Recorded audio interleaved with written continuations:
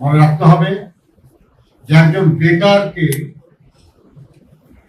তার জীবন ধারণে সহযোগিতা করেন যিনি উপার্জন করেন। একজন ছাত্র ছাত্রীকে লেখাপড়ার দায়িত্ব তার যিনি উপার্জন করবেন, অর্থাৎ শ্রমজীবী।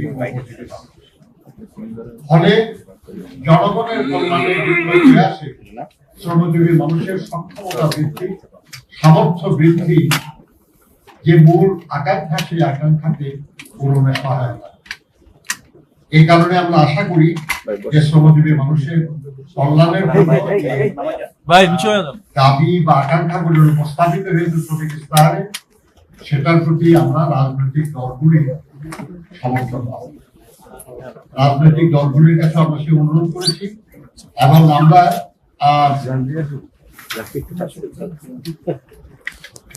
আবার আমি বলছি যে কেউ হয়তো এটা বাস্তবায়নের দায়িত্ব পাবেন, কেউ হয়তো সে বাস্তবায়নের সহযোগিতা কিংবা চাপ সৃষ্টির অধিকার পাবে। যে অবস্থানেই থাকবেন আমরা তাদের কাছ থেকে সেই সহযোগিতা যাতে করে আমাদের এই আকাঙ্ক্ষা পূরণ হয়। আমরা সকলে সমর্থন এবং সহযোগিতা প্রত্যাশা করি এবং তাদের পরামর্শ আমরা প্রত্যাশা করি।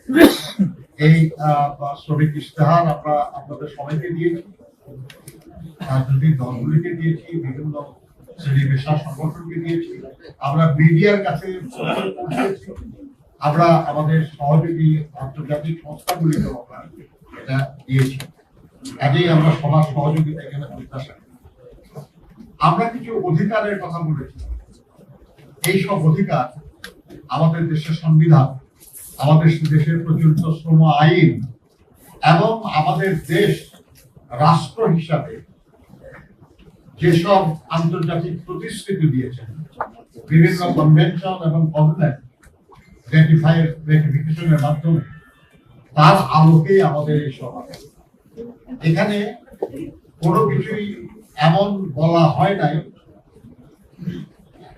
যেটা করার দায়িত্ব রাষ্ট্রের দায়িত্ব। রাষ্ট্রের দায়িত্ব আছে এসব করা, কিন্তু দুর্ভাগ্যক্রমে বহু বছর, বহু যুগ রাষ্ট্র এই দায়িত্ব পালন করেছে। আমরা আশা করব এই পরিবর্তিত পরিস্থিতিতে যারা এই দায়িত্ব পাবে তারা রাষ্ট্রের এই অনিবার্য দায়িত্ব পালনের উদ্যোগ নেবেন, শ্রমজীবী মানুষ সহযোগিতা। একটা রাষ্ট্রের উন্নয়নে সব কিছু ব্যাপারে শ্রমজীবী মানুষের অংশগ্রহণ অনিবার্য।